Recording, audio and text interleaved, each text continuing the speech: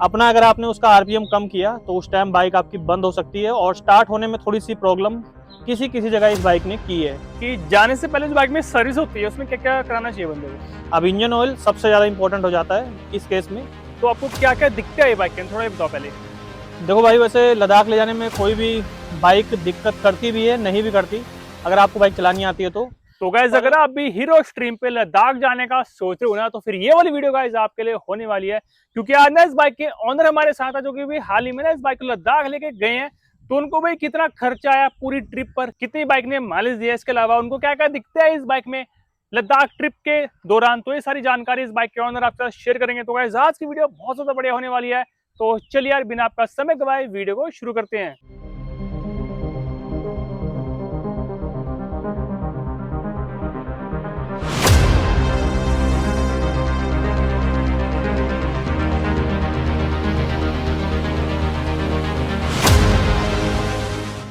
तो आज हमारे साथ है भाई इस स्ट्रीम के ओनर। तो पहले भाई आपका वेलकम है चैनल पे। तो पहले कुछ सर अपने बारे में बताओ, इसको क्या काम करते हो?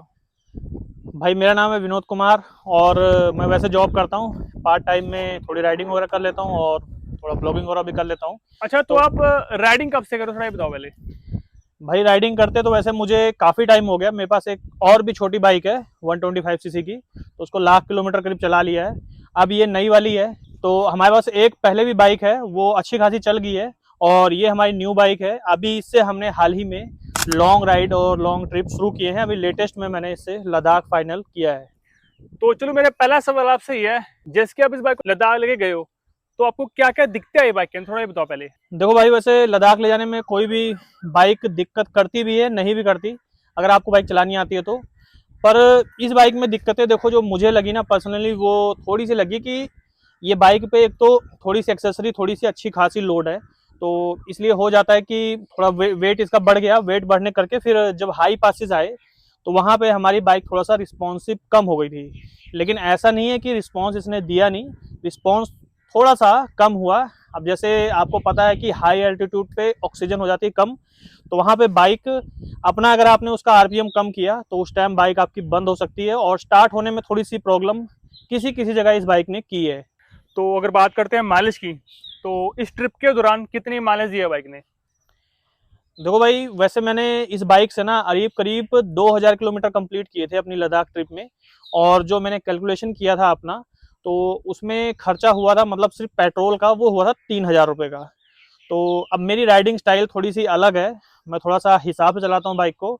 मतलब ऐसा नहीं है कि फर्स्ट सेकंड में अच्छे खासे आरपीएम मैं दे के चलाता हूँ, ऐसा नहीं है। मैं बहुत हिसाब से बड़े प्यार से चलाता हूँ। तो शायद हो सकता है कि पेट्रोल का प्राइस है ना, वो आपकी राइडिंग के हिसाब से ही डिसाइड होगा, ठीक है। ऐसा नहीं है कि आप लगे कि आपका अलग है मेरा अलग है, तो दोनों के उसमें फ़र्क आ सकता है। तो मेरे केस में 3000 रुपये कुछ का इसमें कॉस्ट हुआ है पेट्रोल का।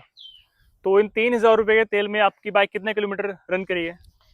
3000 किलोमीटर के उसमें 3000 रुपये में करीब करीब 2000 किलोमीटर, मैंने पहले भी आपको बताया कि बाइक ये चली थी हमारी अच्छा, 3000 रुपये के तेल में। तो इस ट्रिप के दौरान आपने बाइक को लगातार कितने किलोमीटर रन किया, मतलब बिना रुके? देखिए, वैसे बिना रुके मैं कहूँगा नहीं कि आपको चलाना चाहिए बाइक को।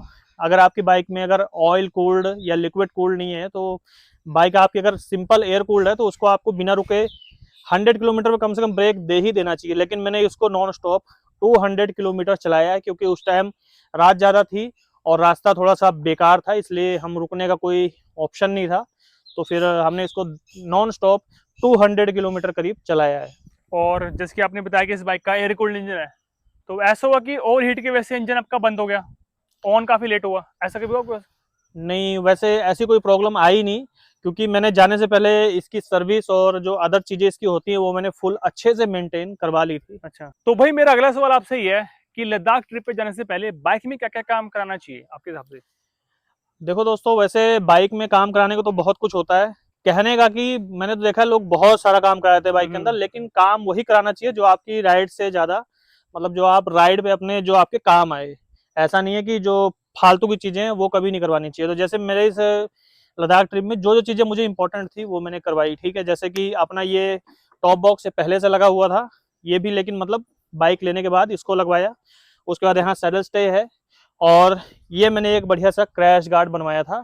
और एक लगवाया था इसके अंदर ये फास्ट चार्जिंग वाला चार्जर, प्लस इसमें एक ये विंड वाइजर का काम हुआ था। मेरा एक सवाल है आपसे, जैसे कि आपने इतना कुछ का बाइक में करा रखा है, खर्चा कितना आया था सबका? देखो भाई, इसके अंदर खर्चा हुआ है करीब करीब 23 से 24 हजार रुपए का खर्चा हुआ है सारा अच्छा, इसके ऊपर। मतलब मोटा एकदम खर्चा से खर्चा नहीं हुआ है, थोड़ा थोड़ा करके हुआ है। है। कभी वो लगवा लिया, कभी ये बनवा लिया, कभी अच्छा ये बनवा लिया, तो ऐसे करके अच्छा, ये काम। सारा मतलब खुद ही बनवाया आपने? हाँ, ये सारा खुद ही बनवाया है और एक ही जगह से सारा कुछ बनवा रखा है। अगर आपको बनवाना हो तो एड्रेस डाल देंगे भाई साहब डिस्क्रिप्शन में, कांटेक्ट कर लेना उनसे। इसके अलावा अगर बात करते हैं, जैसे कि बाइक में दे रखी है न्यू हेडलाइट, तो रात को आपने सफर किया होगा लद्दाख में, तो क्या ये हेडलाइट इनफ है रात को सफर करने के लिए, कि आपको एक्स्ट्रा लाइट लगानी पड़ेंगी अगर कोई इस बाइक को लद्दाख लेके जाएगा तो? देखो दोस्तों, वैसे कायदे से बताऊं तो मैंने रात में सफर किया ही नहीं है, ठीक है। रात में मैंने कहीं पे भी सफर नहीं किया है, क्योंकि रात में सफर करना भी नहीं चाहिए, खासकर लद्दाख जैसी जगहों में। अभी ये जो हेडलाइट, ये जो इसकी हेडलाइट है ना, वो बहुत ज्यादा कमजोर है। अगर आप इसको 80-90 पे चलाओगे अच्छा। तो उसके लिए अलग से फॉग लैंप लगवाए हुए हैं। वो भी मैंने मतलब मॉडिफिकेशन वाले पार्ट में बताना भूल गया, तो अलग से फॉग लैंप है अपने पास। अच्छा।